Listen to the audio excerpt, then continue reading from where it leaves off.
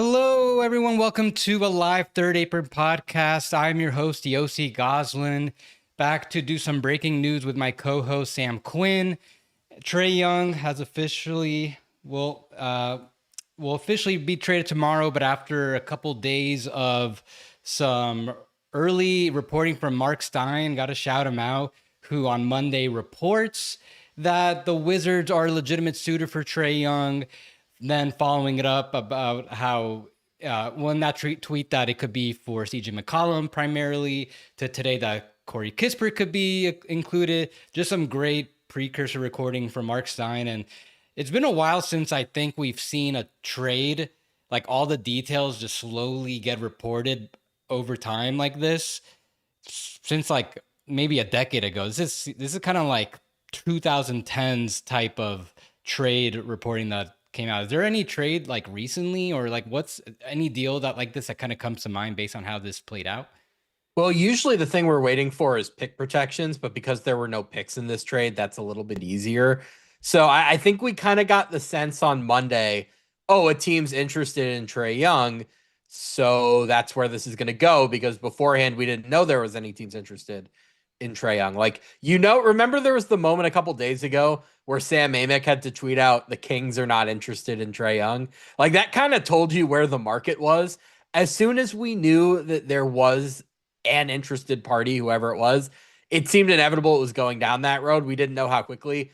I think like earlier tonight, I think we started to get stuff trickling in like 5 Eastern, 6 Eastern, something like that. And then over the course of the night, we got the deal done. Yeah, I would say usually it's a bit quicker, but ultimately, like the other thing that kind of surprises me, this is literally the first official trade. It's again not official yet, but the first reported trade of the 2025-26 season, and it's a blockbuster. Like, how often does that happen? I guess the only other one that comes to mind was James Harden a few years ago when he got traded like 2 nights into the season.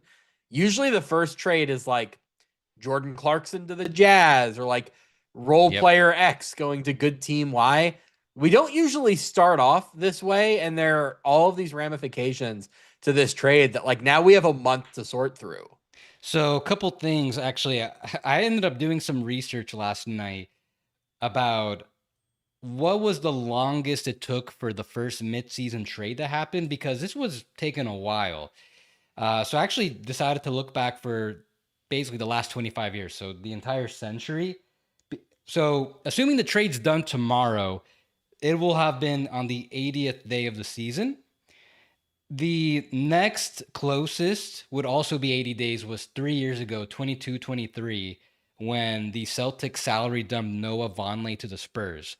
Sam, can you guess when in the last 25 years it took the longest for an in-season trade to happen? I feel like it's either going to be super obvious or super random. I don't know. Was it like, I remember a really slow deadline in like 2005 or 2006. You Was know it a what? year like that where nothing It's happened? that year. I'll give you Really? a clue. It's that season.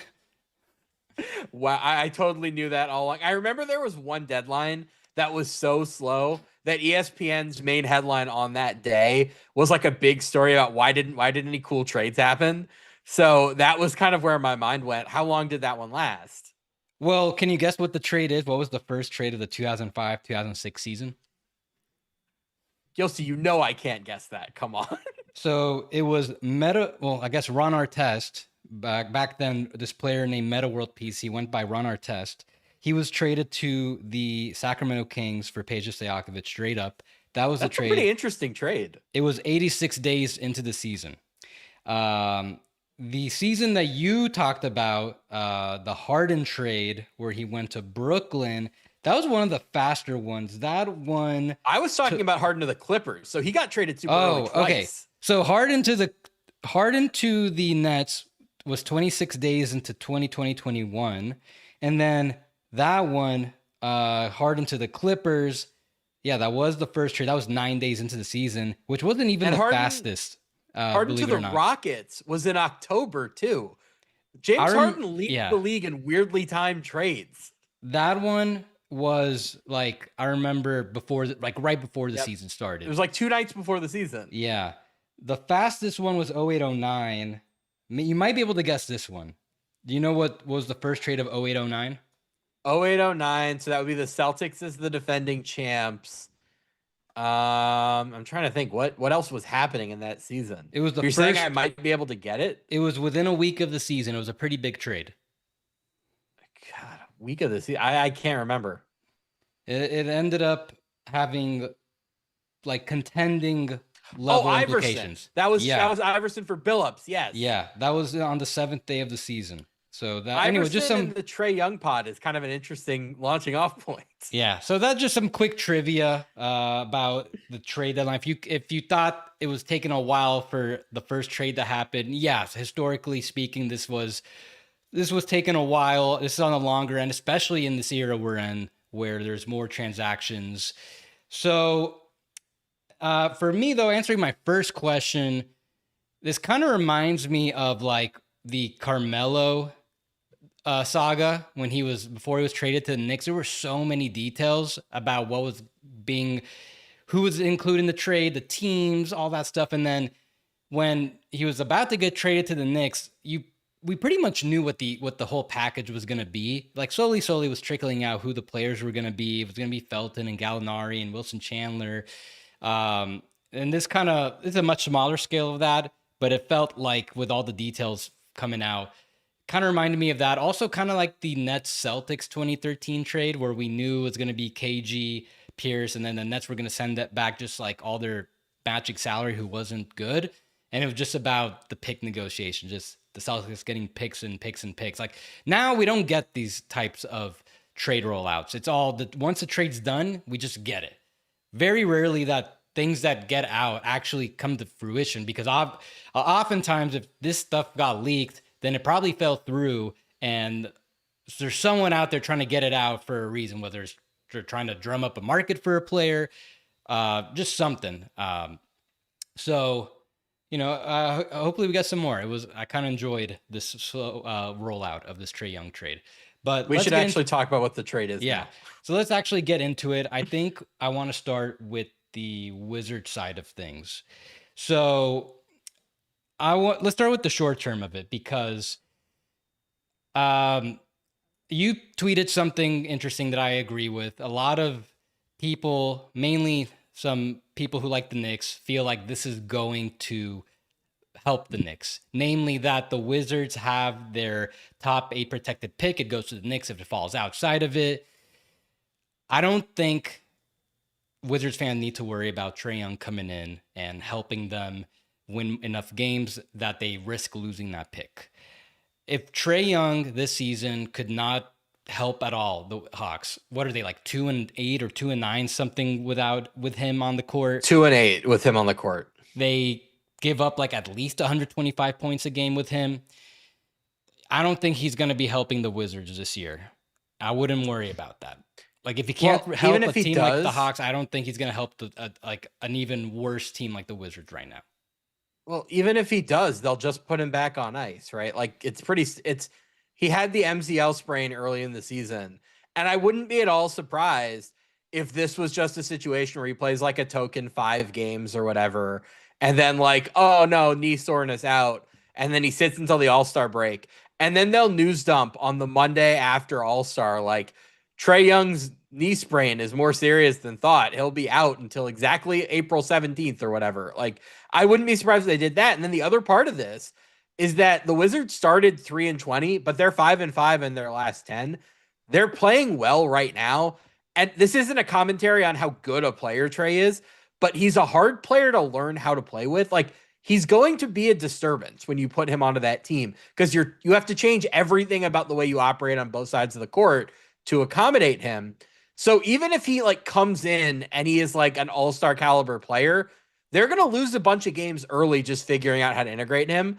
They're fine. They're not giving up their top 8 protected pick. This could be interesting for the Knicks from a perception standpoint because like right now, before anyone's thought this through, if they're trying to trade that pick, which we've talked about in other episodes, maybe they could convince somebody that there's a real chance that pick materializes now. So like maybe it's a little bit more valuable as a trade asset, but like functionally the Wizards are going to do what it takes. Yeah, maybe that's actually a pretty interesting thing where the Knicks have just one first round pick. They could trade that one.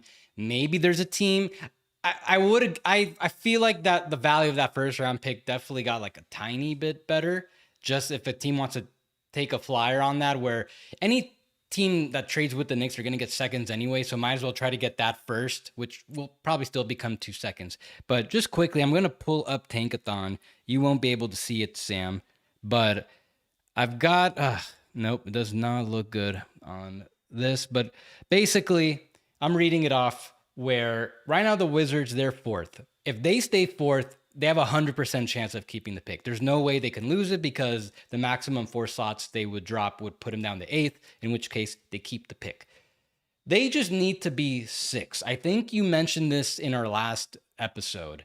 I couldn't really like do the math in my head in real time, but now I'm looking at it where right now, if you look at the pick odds on Tankathon, this team that's six has a 3.7% chance of falling to ninth and a 0.1% chance of falling to 10th. And that's it. They can't fall any further. So if the Wizards finish with the sixth worst record in the NBA, they have a 96.2% chance of keeping that first round pick.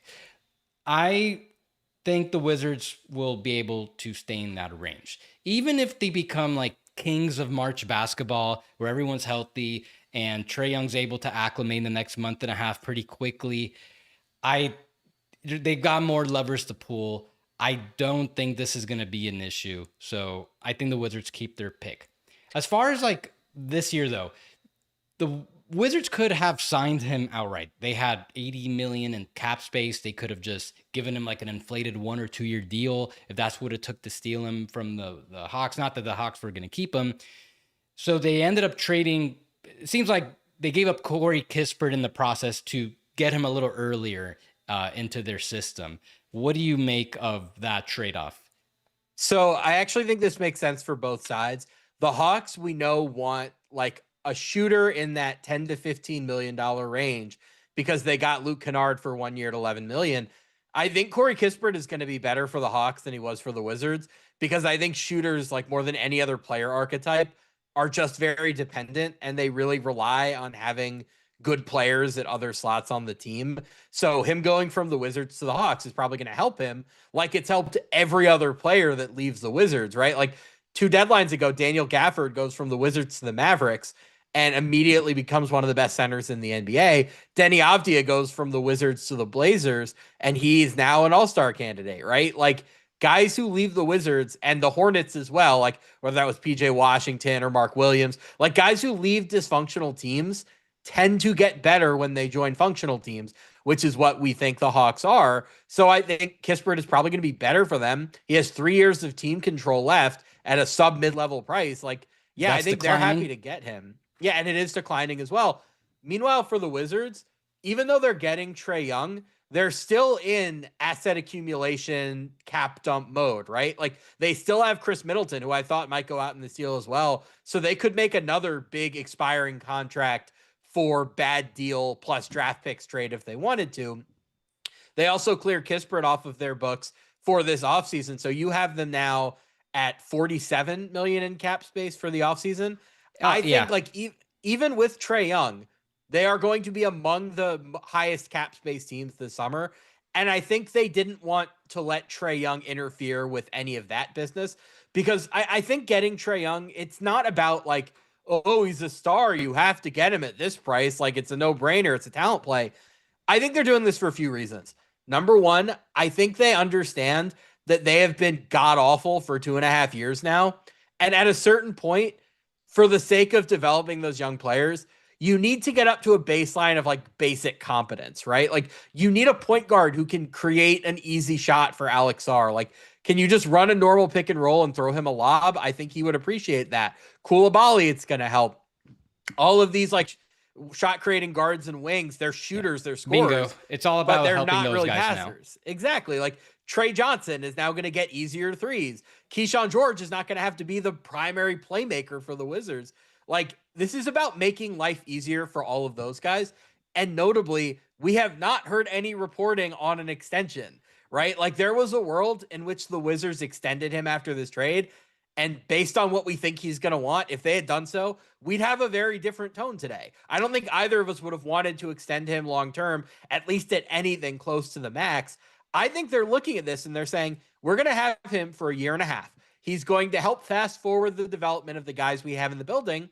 And then in the summer of 2027, we'll reevaluate. If it turns out we like the way you fit, we like the way we're playing, maybe we'll bring you back. It won't be at the max, but you might be able to get a pretty good deal. If it turns out that like we drafted Darren Peterson in 2026 and we don't want you taking the ball out of his hands, or we traded for a younger point guard, or like Bud Carrington pops or whatever, like if they feel like they have somebody younger, cheaper, and better by the time 2027 rolls around, they'll just let him walk. Like that's all this is. It's low risk developmental fast forwarding that just doesn't come with any long-term strings attached. So from that perspective, like I'm totally fine with this for Washington. Yeah, so for the Wizards, they had to give up a little something if they were going to bring him in earlier. So it was probably going to be realistically a bunch of second round picks, of which they have a bunch of, um, or some type of young player, which I don't think it really made sense for them to trade any of their players on rookie scale contracts. And then you've got Corey Kispert, the one guy who's just a little past that, a big step next year, which I've said time and time again, I think it's coming for the Wizards based on what we've seen from the roster so far. I think that it makes sense to bring in someone who can help put it all together offensively. So developmentally, I really like the idea of bringing him in now to help all those guys that you mentioned. As far as I think it's worth talking about just the guard aspect, where they drafted Bub Carrington, they drafted Trey Johnson their past two drafts, but I don't think either of those guys really are projecting to be like a really high level lead guard, so to speak. So like Trae Young's much different in that respect. So I think there is a way they could all coexist. But the main thing is these guys need to develop and just become players, which will take some time. So hopefully getting Trae can also help with that. Other than that, I guess we might as well start looking into what they're going to do next. You did mention about their they have more like salary dumps to do, and before they get into doing what they want to do next. But anything else before we get into that stuff? This is kind of a bigger picture thing, and we don't have to do a big thing on this, but I just have a little bit of a tangent. I have Tankathon up right now. Worst record in the NBA is Indiana, who's going to get Tyrese Halliburton back next year. So they're going to be good next year. Number 2 is New Orleans, who presumably does not want to tank. Otherwise, they wouldn't be trading unprotected picks. Number 3 is Sacramento. Fine. They're probably going to be bad. They don't know what they're doing. But number 4, Washington. Number 5, Brooklyn. Number 6, Utah. Number 7, Charlotte. All of them are like getting better very quickly. The Wizards just added Trae Young. All of those teams, I don't know if Charlotte does, but other than Charlotte, those teams all have a lot of cap space this offseason. The tanking landscape next year is going to look so different because we presume these teams at the bottom of the standing this year are all going to at least try to get better, and in some cases probably succeed. So I'm just kind of looking at the landscape right now, and I'm just saying, I think there's kind of a changing of the guard at the bottom of the league, and I genuinely don't know who's going to be there next year other than Sacramento, who just is incompetent. That's whatever. That is what it is. And probably Milwaukee without Giannis, but we don't know what the Bucks trade without Giannis is going to be. So maybe the Clippers like finally age. Maybe guys get hurt. Maybe it's a surprise team. I'm just saying there's a lot of room for whoever tanks next year. Or we could just kind of think about who are going to be the bottom tier teams just unintentionally, because you mentioned Washington, Utah, and Charlotte. I don't think I'd put Brooklyn there just yet, especially if they do make some trades. They don't control their pick next year. We've discussed they could maybe talk to Houston and work something out. Sure, it just until they do, I'm not ruling that in. Like I just think they're so far ahead, and they're probably. I think they'll probably trade Michael Porter Jr. between now and the end of the off season. The roster could get worse. There's room for it to get worse. So yeah, between New Orleans, Sacramento, and then I would guess you could look at some of these teams like Milwaukee, depending what happens to Giannis. Dallas, honestly, they could get a lot worse. Memphis, if they completely blow it up, totally possible. They should do that. Names, so the field is so clear. They should do it. Like they could really get to the bottom very quick. So I do think there will be a change, at least with I think Washington and Utah will get closer to like the 11-12 range next year. And we'll see. We'll see what happens. Obviously, injuries can happen. I'm still bearish on Phoenix, even though they're now 22-15. They just beat the Thunder. You're I never admitting still, defeat on that. no, you are or me?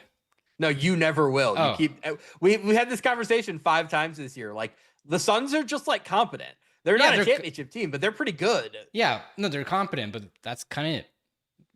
So, but I could see it still reversing, whether it's later this year or next year.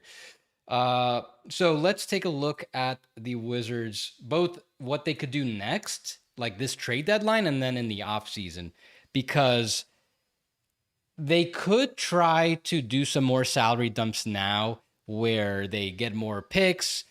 I don't know how much more stuff they can do with that, but this trade deadline might be kind of like that last window, because if they're going to try to go for next year, then whatever flexibility they have, they might want to try to just bring in some more players that could round out the rotation. I don't know if there's like a Fred VanVleet type of signing out there, because they kind of just did it by getting Trae Young. So I don't know. We'll see what players are out there that they could potentially go after, if there's any like veterans that aren't too old that could fit their timeline. As far as this year, pulling up their cap sheet, they now open up a roster spot, and they still have about $30 million in luxury tax space. So they're just going to try to stay below that. The trade was pretty cap neutral. Neither team really changed their tax space with this. Trae Young has a tiny trade bonus, bumps him up to the max. And they still have all these trade exceptions, 13.4, 9.9. So they can still do, I think they still have their full mid-level. I don't think they used it yet. I'm just going to double check. Yeah, they haven't used that yet. So technically a $14.1 million trade, they can use as a trade exception. And then just, they can take a lot more money for the players they're sending out. Like, let's say hypothetically, there's still let's say the Kings are willing to offer an asset to take Zach LaVine, then all the Wizards would need to do is like Middleton and Branham and Whitmore, and you're basically there to make the money. That is too many shots to take away from the young guys. You can't have Trae and LaVine. If you're doing LaVine, you got to cut him right away or something. Yeah. Like you can't have both Trae and LaVine on the team. Your young guys would never touch the ball. Yeah, so no, that's just hypothetical. I think ideally though they don't even take LaVine, because then that takes up their flexibility for next year. I think what they want to do is just try to use up all their tax space, taking mainly contracts that are large expiring salaries. So you wrote an article today about all of the different, basically the luxury tax landscape. There's a lot of teams right now that are pretty close to ducking the tax. And there's not that many teams with the flexibility to just take on these guys and subsequently waive them. But the Wizards, the Jazz, not the Bucks, but they wouldn't do it. Just trying to think of teams off the top of my head. Hornets. Yeah, Nets, Hornets. The Wizards could like use that open roster spot to use one of their exceptions, take in a guy, and just waive them out right afterwards. You know what's interesting about this too? Is they could do that continuously. It's one roster spot, but they have 5 exceptions. So they could literally just bring in a player, waive him, roster spot open again, and just keep recycling over and over and over, and ultimately turn that 30 million in tax room or whatever into like 5 second-round picks, or depending on who the player is, like maybe even a first somewhere. So they're going to be very, very active. Like we have a Tyus Jones team. People like that's how Orlando's going to duck the tax. And we have a Nick Richards team. That's how Phoenix is going to duck the tax. And we have a Hunter Tyson team. That's how Denver's going to duck the tax. Like the Wizards have now essentially opened up for business and said, all of you teams that are reasonably close and need to duck the tax, we are open for business. Give us your second round picks. Yep. So then we look at next offseason right now. They are projected to generate about, I have them at like 46-ish million. I'm going to just pull it up in a sec. So assuming Trae Young picks up that $49 million player option, then assuming they get a top pick, the number 1 would be almost 15 million. They're projected to get the Thunder pick at number 30. So 12 players already roster mostly full. They'll have to renounce all these cap holds. Can I bring something up quickly? Go ahead. Who do you think the second? Don't scroll up. Who is the second highest paid player on next year's Wizards team? Don't scroll Um, up. is it Or Sar? do you have it in front of you? I'll No, have it. it's a trick question. It's the number one pick. That is who Oh, you have projected as the second highest paid Wizard next year. A player who's not even on the team. Now, the lottery could change that, but there's another interesting thing about next year's Wizards payroll. Every player currently on the roster, except for Trae Young and one other player, is currently on a rookie scale contract. Do you know who that other player is? well, I have it right in front of me. Oh, What was the question again? there are two players on next year's Wizards cap sheet that are not on rookie scale contracts. Who is the second one besides Trae Young? Oh, Champagne. Yeah, it's Champagny. Yeah. They have everybody else on their roster is still on a rookie scale deal. Has that ever happened? You have 10 guys on rookie scale deals? I mean, isn't the Utah Jazz doing that right now? It's Oh, like the you got Jazz are like that Lowry, now, yeah. Kyle Anderson, and then rookie. A little less, but pretty close. So It's kind of wild. and it's also if the Wizards get the number 2 pick, that salary would still be more than SARS next year. So As a rookie, since we invented the rookie scale, I'd love to know who the highest paid rookie is as far as like ranking on their team, because there can't be that many rookie scale rookies who are the second highest paid player on their team. I have to look into that. That's interesting. I think we could probably find that on Spot Track. Yeah. But right now, with the Wizards project with about 46 million in cap space. So what do you think? It's a pretty simple question. Do they actually try to go for someone with it, or with whatever flexibility they have left right now, namely Chris Middleton's expiring contract, do you maybe want to try to bring in other players that you want to bring into your system?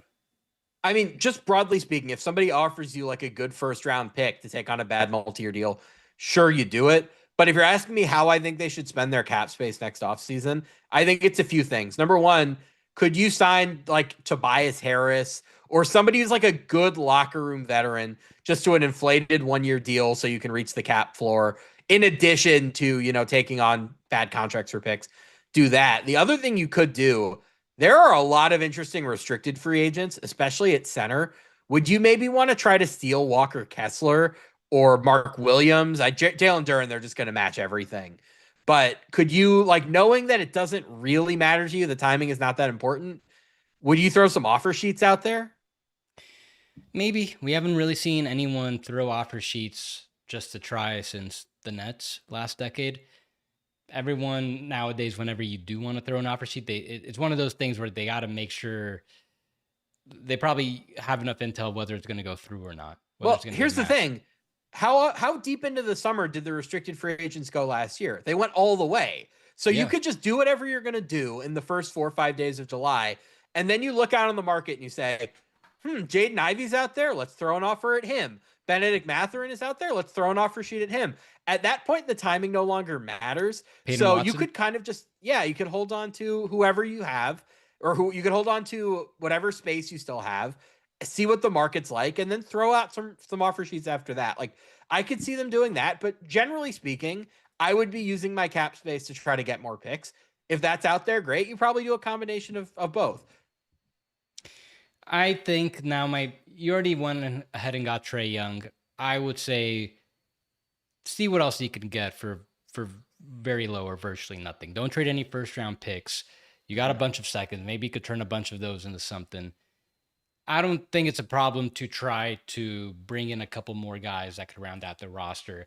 Like, you can just trade Whitmore by himself, bring in like an $8 million player. You can trade Brandon by himself, bring him a $10 million player. You could combine the two. You could bring in close to like a 15-ish, 16-ish $1 million player. There's still a lot of possibilities. They got all those trade exceptions.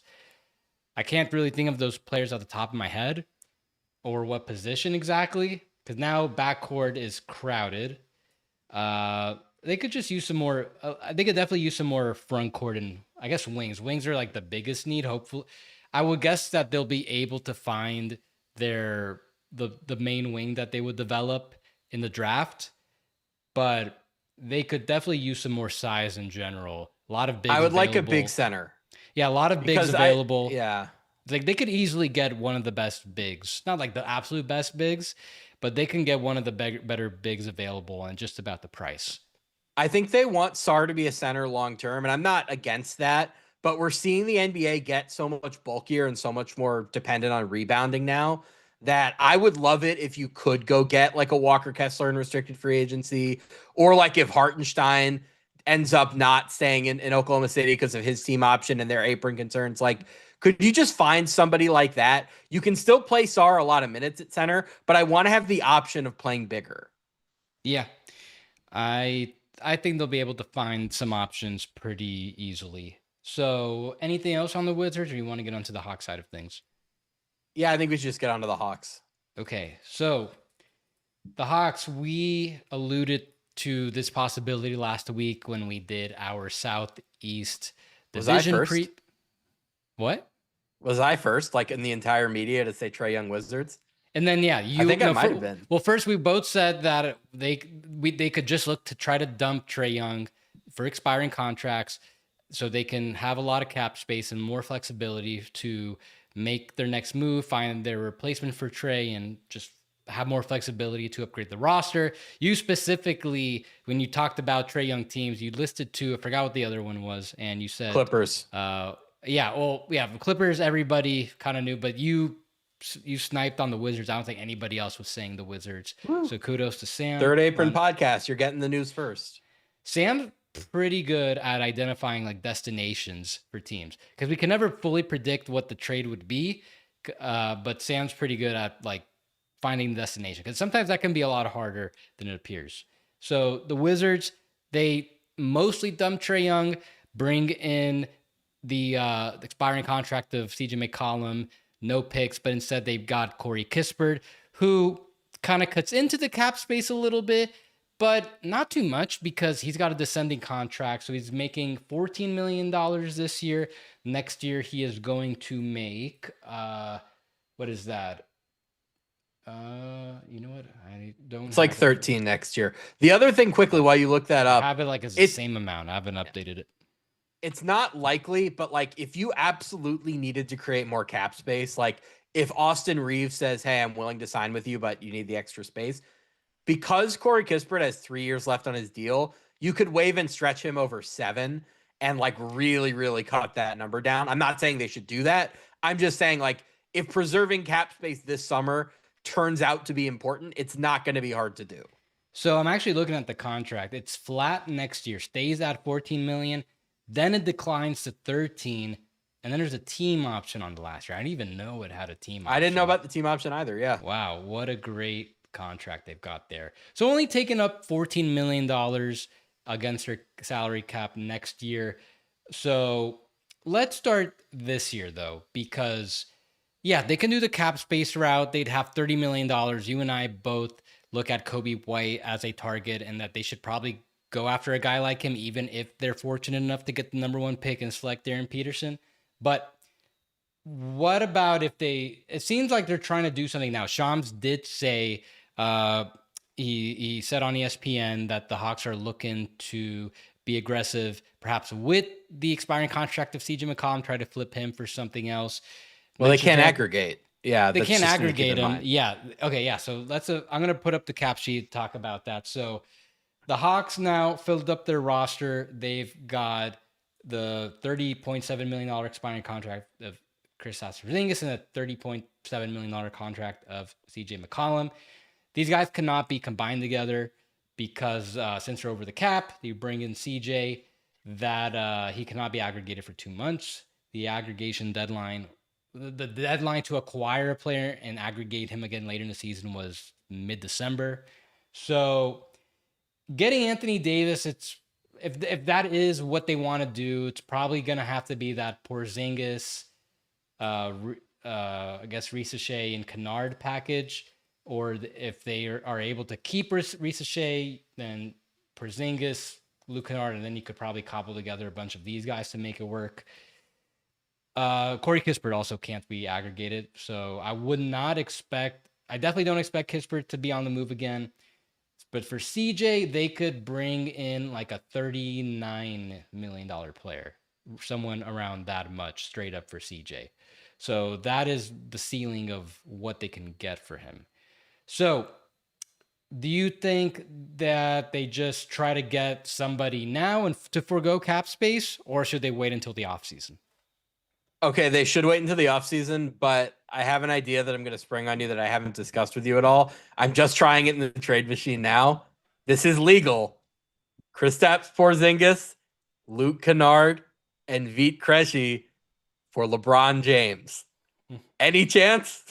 Is that kind of like, is LeBron kind of not perfect for the Hawks because they want to be big and athletic, and LeBron does that and also gives them the ball handler that they lost with Trae, and they would have everything else. It's not feasible. LeBron's not waiving the no trade clause, but it's an interesting fit, right? Hey, Atlanta, if it's good enough for AD, maybe it's good enough for LeBron. I don't Yeah, see I'm why just not. saying it's a fun. They're not going to do that. I thought of it as you were talking, and I had to check if it was legal. It would take the Hawks into the tax, but whatever. If you're getting LeBron, it's worth it. Yeah. No, we should. We've talked about this in a few episodes. Neither of us thinks Anthony Davis makes sense for them. Like, why is this specific team at this point that, by the way, is below 500 trading for Anthony Davis at age what is it 32 now when he's extension eligible after the season? And like, by the way, Rich Paul has made it very clear that wherever Anthony Davis goes, they want an extension. I would not feel good about giving him one given his health situation and just the general riskiness that comes with him. I don't know why this makes any sense. This is something that we've talked about.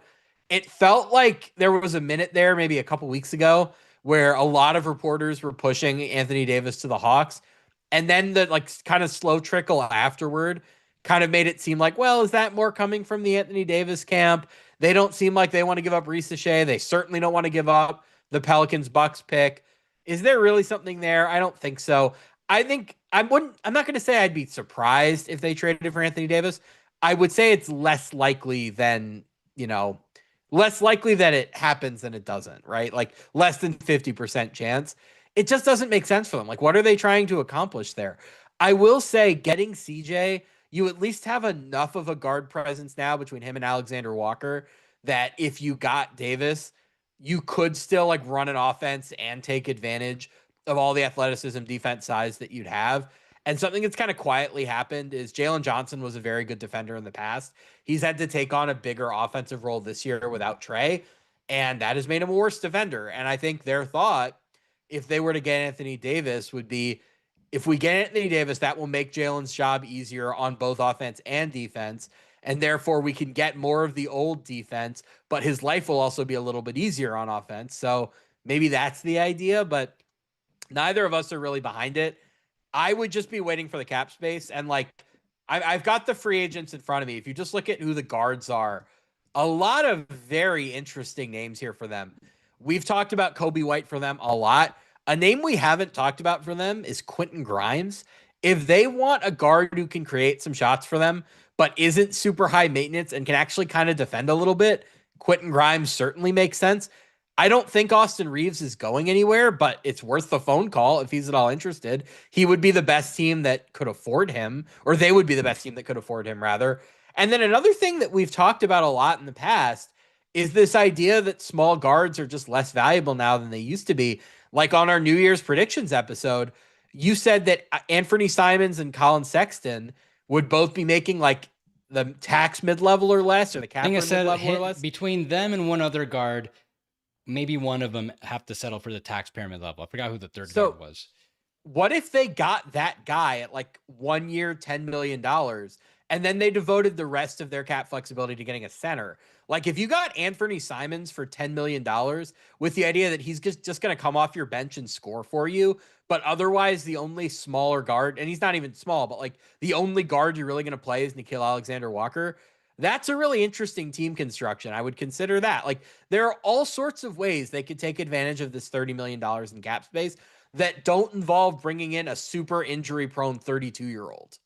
Okay, so a couple things, and I kind of know what I would want to do from the Hawks. So number one, I'm still with you on Anthony Davis. I still don't think that's a great fit for the Hawks.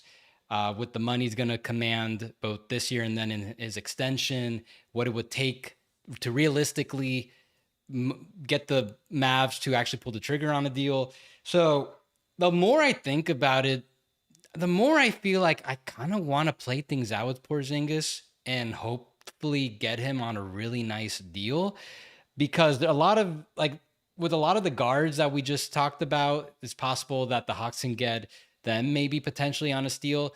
Like, what is Porzingis going to go for? Because when he plays, he's still incredibly impactful. And I like if you can have him making a little bit less to split time evenly with Okongwu, that's one of the best front courts in the league. So now I bring that up because if you're gonna extend Porzingis, then that pretty much that's bye bye cap space, because if you only have Well, depending about on the 30, price. well, like at the lowest, I would imagine he'd be getting the full mid level, in which case that's it. You don't have cap space. You're gonna be operating as like an over the cap team, which is gonna go to my next point. I don't think the Hawks are gonna try to use cap space. I think they'll want to try to figure things out either now or as an over the cap team. So this Trae Young trade seems like it's going to happen the way it is, this 2-team deal, but maybe there's some time to expand it. If I'm the Hawks and I want Kobe White, and I say this as an example, let's say they want Kobe White, I think you want to try to trade for him now. Can you leverage your cap space as a threat to the Bulls that we're going to sign him out, right, to just do a trade now where they give up a little something to the Bulls? Maybe Corey Kispert instead goes to the Bulls if that's what it would take. Maybe there's some picks involved. The Hawks have an extra pick in this year's draft, most likely the Cavs pick, which would be in like the late teens, early 20s. I would try to leverage it now, because if you can get your target early, then you skip cap space. You can just go ahead and extend whoever you have on your roster, including potentially CJ McCollum, if that's something you're interested in. Then you still have the full mid level to go after somebody else. You can have a very deep roster, like a full 10 deep roster of guys all making $30 million or less. And if the combination all works and you have, hope what's probably going to be a top 6 pick, hopefully goes up to top 4, top 3. If that, especially when you combine that guy, maybe they'll actually be the team we all kind of expected them to be this year. So that's what I think they want to try to, I think they got to try to settle this as early as possible. Don't try to be the cap space team, because can I put two it hiccups might there? be harder to figure. It might be harder to get the targets then. So there are 2 hiccups here that I have. The biggest is that they don't know who they're going to pick yet. And like, say you target Kobe White and then you get the number 1 pick and you draft Darren Peterson afterward. Now suddenly, like, I don't know that Kobe White really makes that much sense. I disagree. I think I would go after him anyways if I'm the Hawks, even if you get the number 1 pick. Like, Kobe might not be happy with the role, but like you can figure it out later if that means you got to move off somebody else to make it fit. But either if you could trade for Kobe now and you get the number 1 pick later, I think you could figure it out later. Maybe but maybe they could coexist. I mean, yeah, I guess it's hard to say. Like, that's a pretty big contract and one that might not be super easy to trade. So I would be a little bit wary, and we can table that for the moment. Yeah. The other one is, if you do this and you're planning to operate as an over the cap team and re-sign Porzingis and re-sign CJ, I don't know how expensive that's going to get, but that might take you into tax territory. And something that kind of came around during this reporting about the Anthony Davis stuff was that one of the reasons the Hawks wanted to trade Trae Young was that, like, this ownership group, which has never paid the luxury tax, would not be super eager to do so for a Trae Young, Anthony Davis team. So if you're saying, like, get Kobe White now and then pay him and also pay Porzingis and maybe use the mid-level and maybe keep CJ McCollum and you have an expensive draft pick coming in, that's a pretty expensive team. I'm not necessarily saying they wouldn't pay it. Maybe there are ways you could do that where you're not paying the tax, but it's just something to keep in mind. So I'll just pull up their sheet. They have 63. They're projected about 63 million below the tax next year. Let's say, like, I think Kobe White's contract probably starts in the low 20s. So let's say it's like 25. Now you're just a little under 40. So you could probably do 2 of the 3 of using the full mid level keeping Porzingis and keeping CJ McCollum, just as an example. So you could still bring in a starting level player like Kobe White and potentially fit in two mid-level-ish players, maybe a little more just to be safe. So they can still have a really deep roster. That's the beauty of this cap sheet, like of how the way they went about this, where even if their lottery pick goes up to like number 1 or 2, it's only like another $5-6 million. Jalen Johnson's their highest paid player at 30 million. Everyone else is making like the 25 million or the mid-level. Like this is such a well-balanced cap sheet where they can have a really nice deep roster when their best players are just making well below the max. So it's possible. They don't need to get that deep anyways. But there's a lot of possibilities about how deep this roster can get. So as I'm looking at this, something else that I'm kind of thinking, I feel like there are guards available at every price point, and that's not just a function of the list of free agents that we've talked about.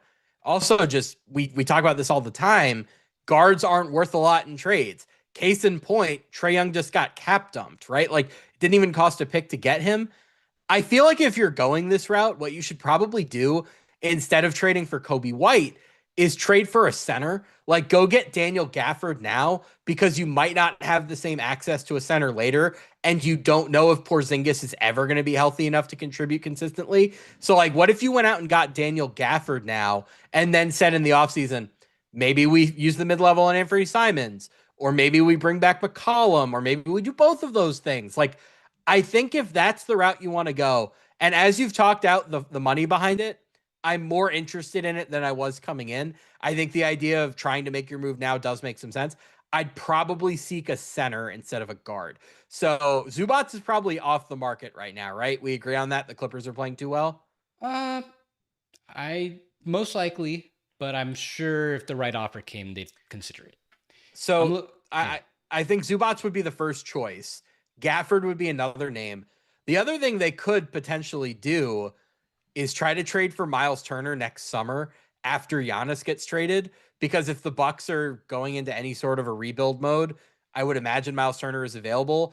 And the logic of getting Kristaps Porzingis was they really felt like they needed a center who could shoot because Dyson Daniels can't shoot at all. I know the stat that's been going around the last few days, 7 to 57 it's like from 3 this year.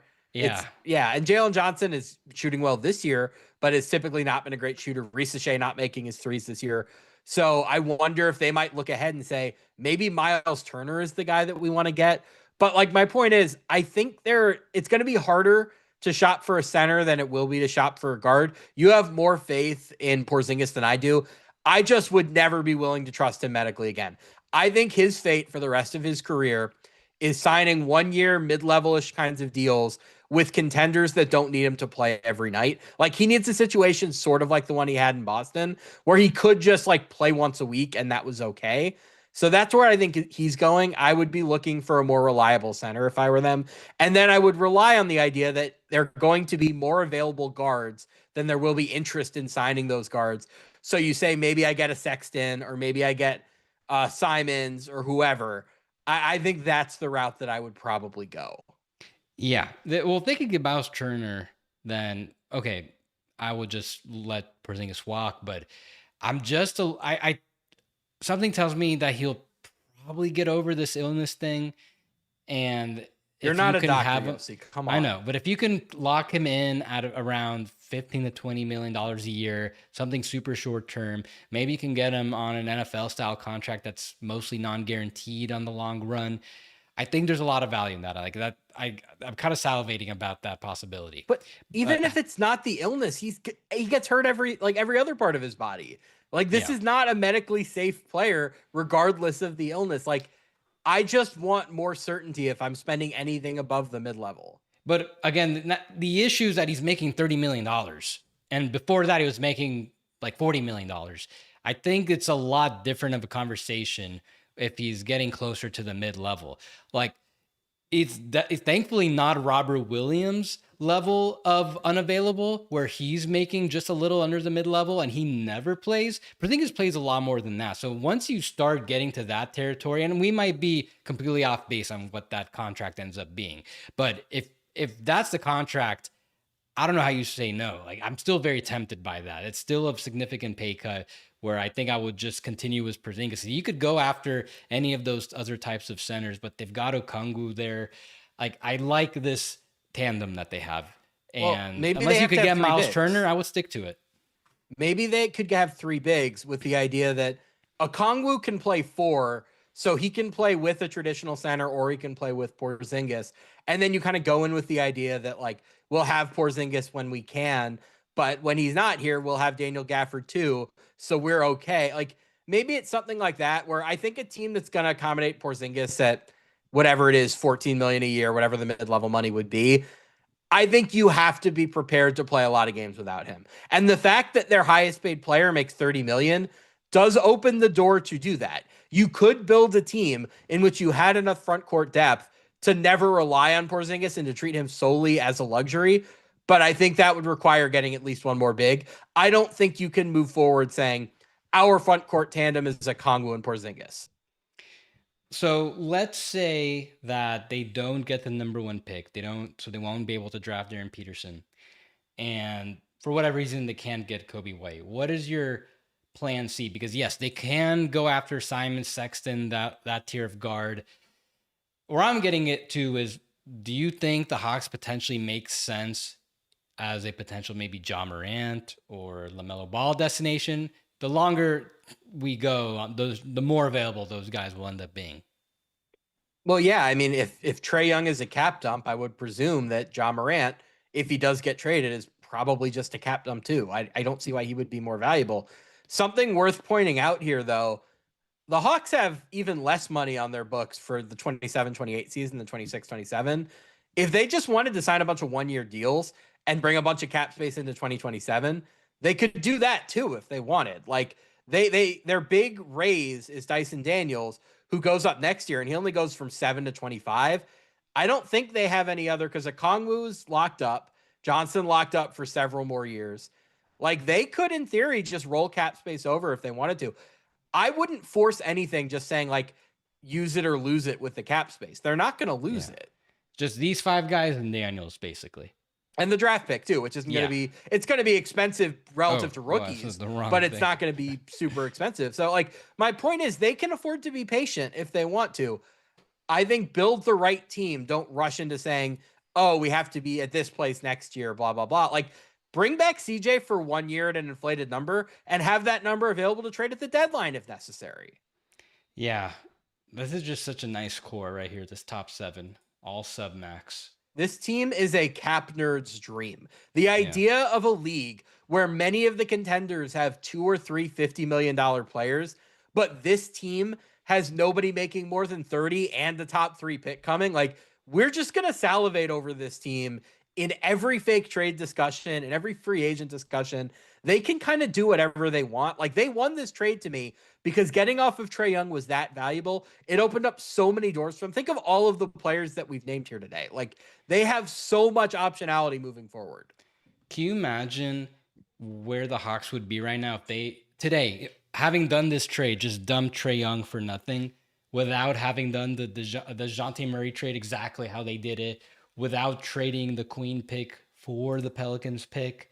Like, this would be like what's the team? I guess like kind of Suns ahead of trading Kevin Durant, like level gloom.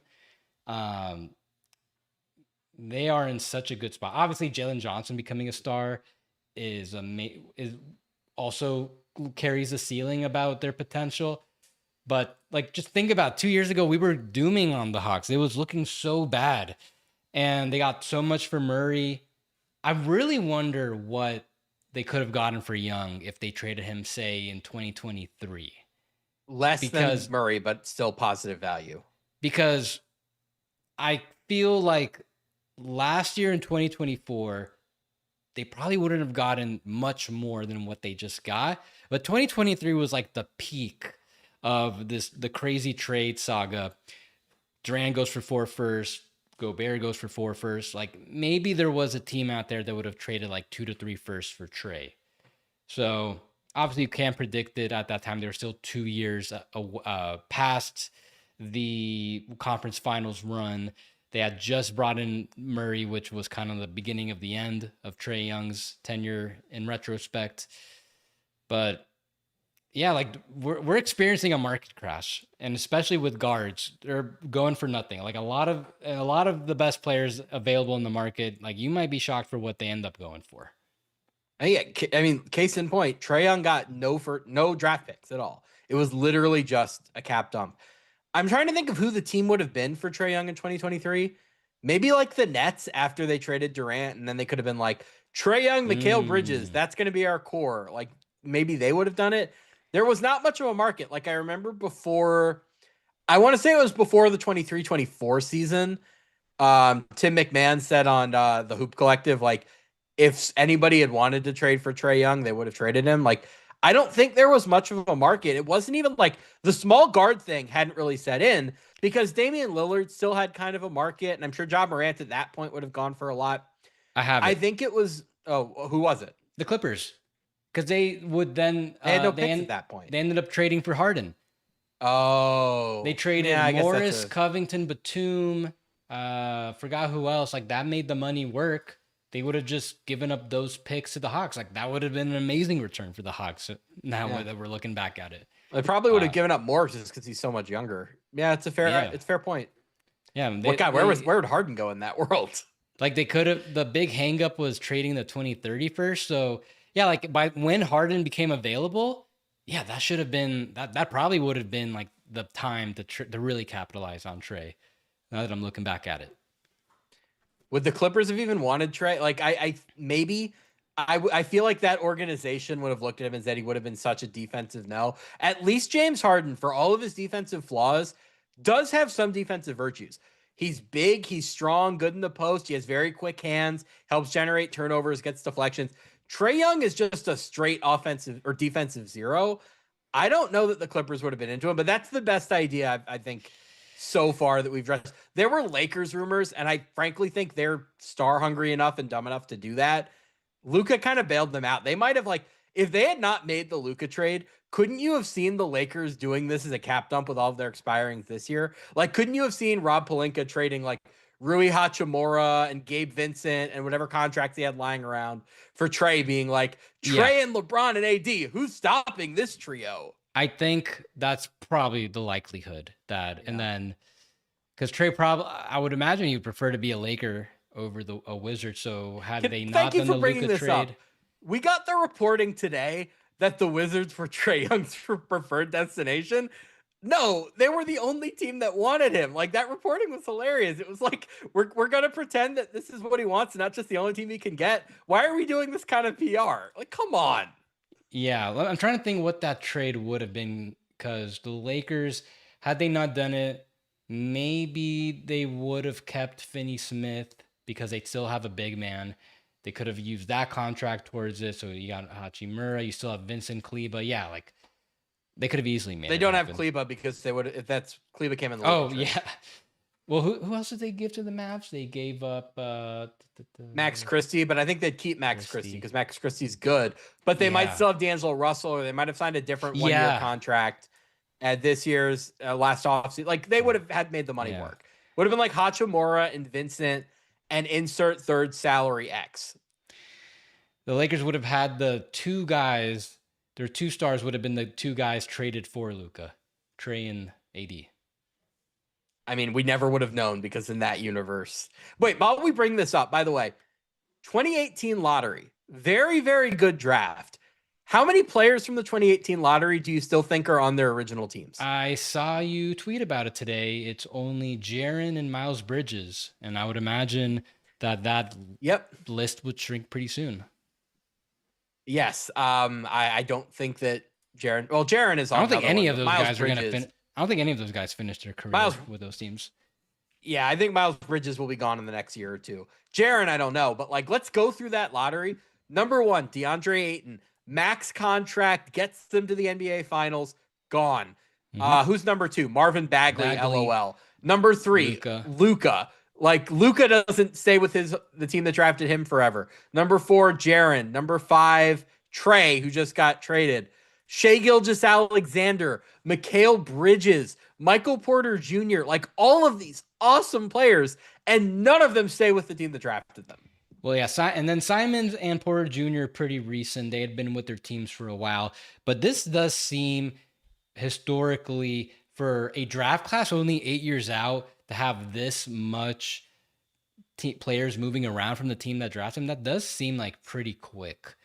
And I would imagine that between now and the end of next season, Miles Bridges will get moved. I don't see him, the Hornets keeping him after his contract expires. And then Jaren, I think there's a pretty good shot that they trade him between now and next season too. So yeah, this could be like, I don't know, is displacement like the right word, the most displaced draft class in NBA history? Because when you look at draft classes, there are other displaced drafts. It's just that they're not this good. Yeah. Like it's a draft with Luka and SGA and like several all NBA players. And like that's the difference. It's not a bad draft. It's not like 2000 or whatever, or like 2013. Yeah. Although even 2013 probably lasted longer than this because of CJ McCollum and Giannis was right outside the lottery. But like a draft class this good having this much movement, it's very, very surprising. Yeah, I'm looking at 2017. It's Tatum, and that's it. So, oh, and Bam. So, no, it's. I guess, yeah, players do get moved around pretty often, but the 2018 draft, pretty all time. Like, I don't think has any of the recent draft. I think 25 will probably give 2018 a run for its money, but in terms of like 23 is very good too. 23 so far.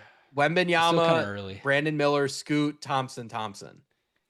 But I'm talking about like volume of players, where if you do a redraft of the 2018 draft, like the 30th player you select is probably still a rotation level NBA player today. Can't really say that about like most other drafts. Hang on. I have 2023 in front of me. Number 1, Victor Wembanyama. Number 2, Brandon Miller. Number 3, Scoot Henderson. Number 4, Amen Thompson. Number 5, Asar Thompson. Number 6, Anthony Black. 7, Bilal Coulibaly, meh. 8, Jarris Walker, meh. 9, Taylor Hendricks, hurt. 10, Kaysen Wallace. 11, Jet Howard. 12, Derek Lively, who just had injuries. 16, Keontae George. Like, there's a lot of very, very good players in this draft. This is not like a one-note draft. No, I'm not saying that about 23 at all. I just don't think it's at the level of 2018. Where 2018, there's like a lot of, like, it just, from off the get-go, a lot of these guys were so good to go. I don't think 23 is at that level. There's a lot of guys in 23 that like they're already not even in the NBA, like with Buffkin, JHS, Hochefino, that is. It's still early, but I would say 2018 like is kind of up there with 2009 and then like 96 in terms of like just a very deep draft class with a large volume of players. Like maybe not those ones obviously have all-timers at the top, but when you look at like who are the 10th through 25th best players in that draft class, it's pretty deep. Yeah, I mean, the other thing about it is with the 25 class, we don't know who the busts are yet.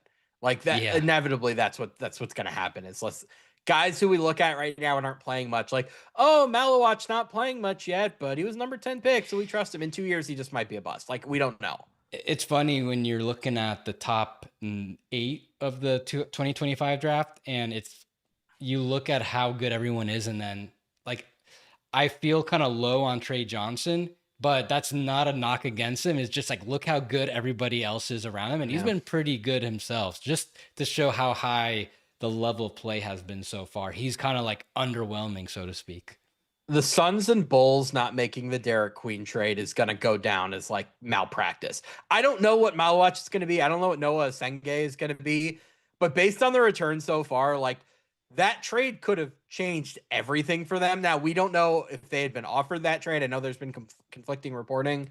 Them passing on that trade is going to be, it's not going to look great. And even like Phoenix could have just taken Cedric Howard. I don't know. Like, we've kind of gone on a tangent. Is there any other Trae Young Wizard stuff we have to talk about? We covered everything. I feel like we covered everything for the most part. No, I think we're good. So I guess we could wrap this up unless anyone in the chat quickly wants us to talk about anything. But otherwise, Sam, got anything we should be on the lookout for? I've written a bunch of stuff about Trae Young today. I wrote trade grades. Those are up on CBS Sports right now. I'm writing winners and losers of the trade for tomorrow morning. So plenty of stuff on Trae Young, plenty of deadline stuff. You mentioned the luxury tax story that I wrote today. If anybody is interested in reading about all 14 luxury tax teams, who they might want to dump, which teams actually need to duck the tax versus which ones don't, who the dumping grounds could be, et cetera, that is all up on cbssports.com. But yeah, just read CBS, listen to us, Third Apron, woohoo. Thanks everyone for supporting Third Apron. If you're new to this, please subscribe wherever you get your podcasts. Subscribe to the Substack. I will be pretty active there. I already wrote about this trade, like as the details were reported. I don't know if I need to write anything else that's new, but we'll see. I'll be pretty active anyways this week. And Sam and I will probably be back as well. It's only Wednesday. I'm sure we've been pretty active here. We'll probably be back later this week to talk about something else.